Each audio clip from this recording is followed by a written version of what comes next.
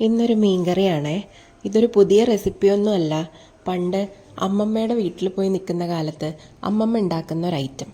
അമ്മമ്മ മത്തി കിട്ടിയ കുരുമുളകും മല്ലിപ്പൊടിയും ഒക്കെ ഇട്ടിട്ട് ഇതുപോലൊരു ഐറ്റം ഉണ്ടാക്കി വെക്കുമായിരുന്നു.